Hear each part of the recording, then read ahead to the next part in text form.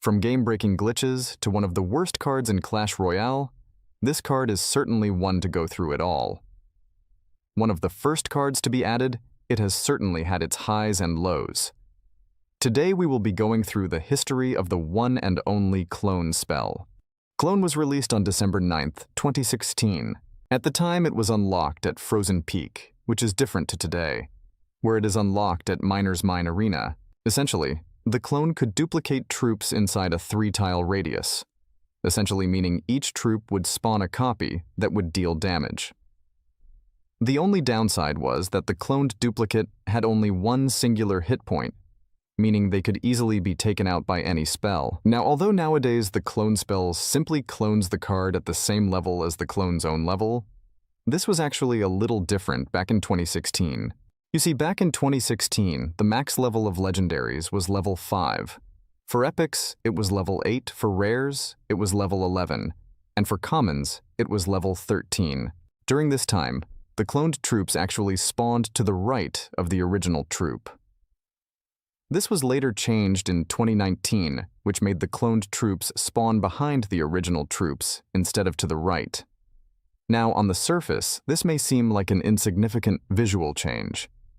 However, this did lead to some major interaction changes, which we'll get into later in the video. Originally, a level 4 clone spell would clone the equivalent level of today's level 9 for each rarity. During December of 2016, the following clone decks were most commonly used in ladder. What's interesting is that many players were already using combos, such as Golem Clone and Lava Clone, during this time period. The card remained in this state throughout 2016. It could be used as a surprise factor to duplicate huge hordes of troops when the opponent was low on elixir, but ultimately was not an overall popular card in the meta. It was also used to pull off something known as clone skipping. Essentially, this was when a card like Balloon was cloned before it reached the defending building in order to bypass that building. On March 2017, Clone received its first ever update. Clone would now no longer reset the charge attack of cloned troops. What this meant is that a charging prince would not lose its charge like before when being cloned, however the clone would be spawned without being charged. This was actually most beneficial to charging troops, as it meant the original troops would charge in front of the cloned troop, effectively shielding it. In 2017, Clone was actually not used as much as in 2016. The update didn't really change much, and there were many clone decks being used as people were experimenting with the card, but Clone had completely lost its spot in the meta. These were the two most popular clone variants used. Clone actually received a buff just 3 months later in the June 2017 update. Its cloning time was reduced from 0.8 seconds to 0.5 seconds. Here is the pre-update cloning effect versus the post-update cloning effect in action. As you can see, this update barely made a significant difference to the clone spell, as it was barely visible in-game and did not change many core interactions. But soon after the release of this update, use rates for clone began to gradually increase, though only slightly. Now, the reason for this was not the clone itself, but the release of 3 new cards during this update: the Skeleton Barrel, Flying Machine, and Cannon Cart. These cards worked well when paired with Clone, and became the foundation of one of the most popular clone decks used. What's interesting, however, is that the top 3 clone decks did not use Cannon Card or Flying Machine, mainly because there were so many variants of clone decks with these cards that each individual variant had a lower use rate than you would expect. For the rest of 2017, Clone cruised at this level and there were no more changes to it.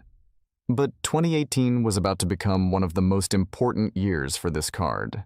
It all started with the 25th April 2018 update, now known as the Clan Wars update. Not to be confused with the infamous Clan Wars 2 update, which happened in 2020.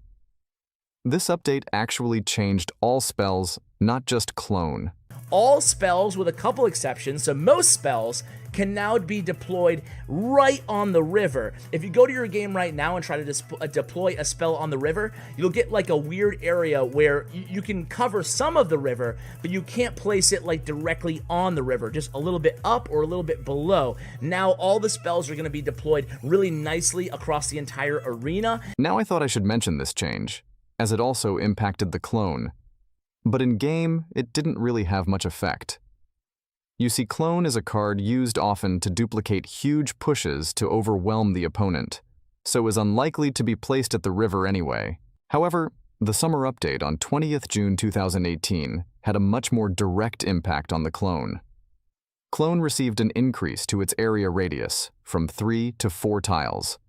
It also moved the arena to unlock the Clone from Frozen Peak to Electro Valley. This was the pre-update Clone radius, and this was the post-update Clone. Essentially, this eliminated any misplacement of the spell due to its significant increase in size, and meant that the Clone spell was now about timing rather than placement.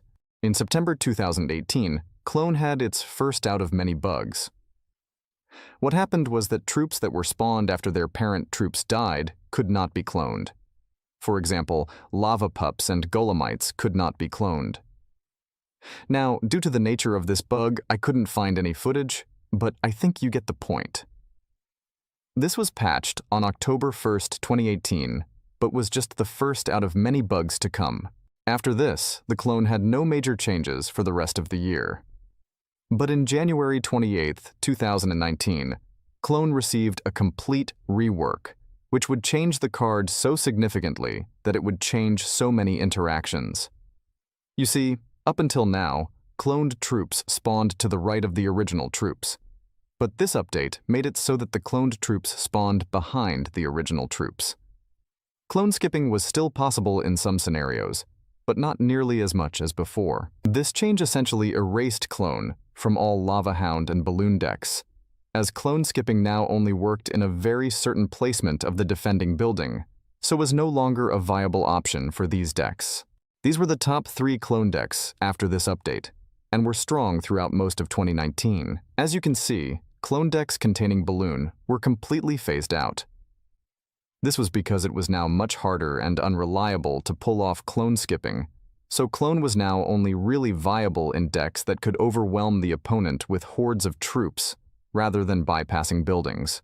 On the 15th April 2019, Clone's little success in the spotlight was cut short when it received a decrease to the area radius to 3 tiles, from 4 tiles.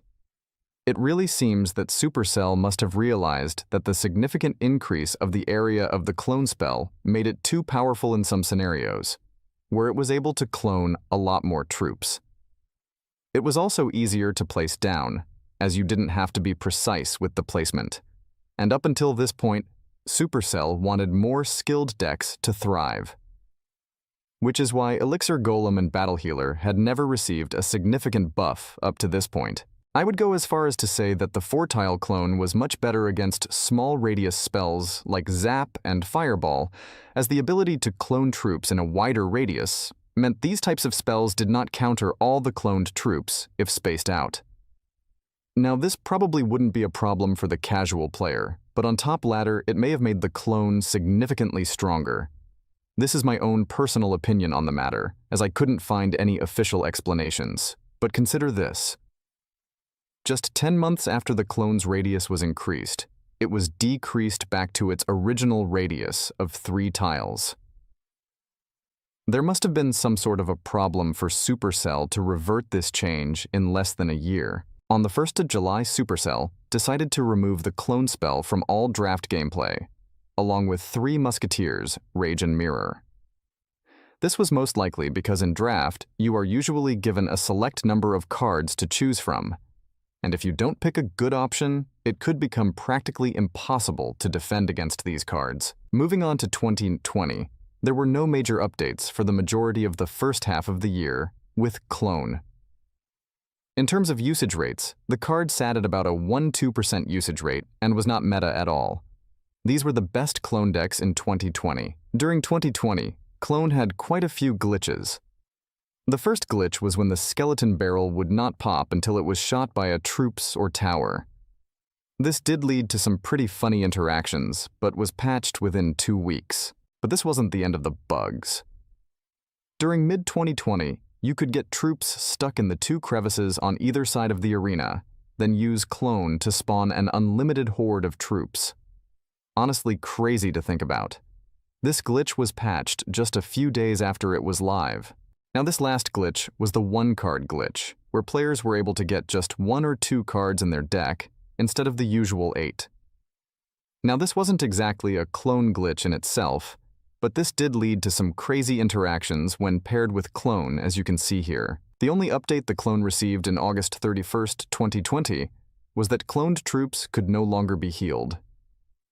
Now this was actually a pretty useless update in my opinion, as most cloned units have 1 health point by default, except units like guards and Dark Prince that have shield. But even they only have 2 hit points, so nobody really relied on Heal Spell or Heal Spirit as it was later known for this purpose. Moving on to 2021, this was one of the most eventful years where Clone would have the craziest bugs. There were no balance changes for this card, and the only update was on June 7th when the arena to unlock the Clone was moved from Electro Valley to Legendary Arena. But trust me, this year had some of the most insane glitches, which we will be talking about. To start 2021, these were the top 3 decks, and no other clone decks were really used in top ladder. The clone had its lowest usage rate yet at a whopping 0% use rate. First off, we have the glitch that spawned normal troops after clones died. For example, troops like Golem and Lava Hound would explode into normal lava pups and golemites instead of cloned ones. However, what's interesting is, if you were to clone the golemites or lava pups, they would be normal. Surprisingly, this glitch was in the game for quite a few months before it was finally patched by Supercell. This meant that because of this glitch, you could clone a clone. Next up we had the glitch, where if you cloned the Goblin Drill, the clone would awkwardly walk around the map, even though buildings aren't even supposed to be cloned. Wasn't game-breaking, but just a funny interaction that was patched within a few months. 2022 had quite a few clone glitches as well, but overall, the clone remained an extremely weak card in the meta, constantly sitting at about a 0% use rate, and was the top 5 worst card at pretty much all times. Golem Clone was completely phased out of top ladder with the top 2 clone decks, and the only 2 clone decks. Being played in top ladder being variations of Lava Clone and Giant Skelly Barrel Clone. First off, we had the Witch plus Clone glitch. In 2v2s, if you and your opponent played Witch, Mirrored and Cloned, well, you would get a static Witch and an infinite supply of skeletons. This glitch was not game-breaking by any means, and you wouldn't want to do this in a serious match, but still fun. Next we have the infamous Monk Glitch Nose as the Monk Walk. Essentially, when the monk was released, it could be cloned whilst its ability was on, and it would start walking. You see, Clone had a meditating ability where it could reflect all damage but would stay still. This glitch meant it would reflect all damage, but also continue moving, making it a pretty OP glitch. Monk in itself had a ton of other glitches, but this is of course a video about the clone spell, so we will not be covering glitches. Not involving clone, this glitch was patched in a few days, so was not in the game for too long. Moving on to 2023, again, no major updates on the clone, except that it was moved to Minor Mine Arena. Again, it stayed at a low use rate at about 0%, and was often poked at and made into a bit of a meme by YouTubers. The same decks as 2022 were still the main clone decks used. However, there was also an interesting deck also occasionally used, which involved the synergy of Witch plus Clone. Now for the glitches, I'm sure you all probably remember this one, but for a short while, there was this crazy glitch with the Ram Rider, where it would place a cloned head on the ground which could target troops, and with the Goblin Giant, where it would spawn extra flying goblins. Utterly insane if you ask me. There was also this funny interaction when Golem plus Giant Skelly plus Clone were placed down at the same time, which would cause the cloned Golem to moonwalk backwards. Now if you thought that was an overpowered glitch, just wait till you hear this one. In November of 2023, the Little Prince Champion was released, which was an overpowered card in itself. But there was this glitch where if you cloned the Little Prince and used its ability, instead of 1 Guardian, 2 Guardians would be spawned. Now this was weird because according to Supercell, cloned champions are not supposed to have an ability, so you would essentially get 2 abilities for the price of 1. In 2v2, this was even more overpowered, as if you and your teammate each placed down a little prince and cloned it. Well, it was chaos. Potentially the most overpowered glitch in the game to this day. As of late December 2023, the card remains in a bad spot, constantly sitting at a 0 to 1% usage rate. It seems that this card is destined to stay weak in the meta for the foreseeable future, as Supercell has not made any changes to this card in a long time. My theory is that Supercell simply cannot balance the card in a way that would make it viable but not overpowered. They could buff the health of the clones, but then they would be more resistant to spells, which is their main counter. Buffing Radius also makes the card quite a lot more overpowered. There simply doesn't seem to be a sweet spot for this card. It would either be completely overpowered or completely dead. As of right now, the top ladder players using this card rely more on matchup rather than skill. There are some matchups where they are able to absolutely steamroll their opponents, whilst other matches that they cannot break through no matter how well they play. It's essentially like flipping a coin each match. This is also why you barely ever see clone being used in competitive play.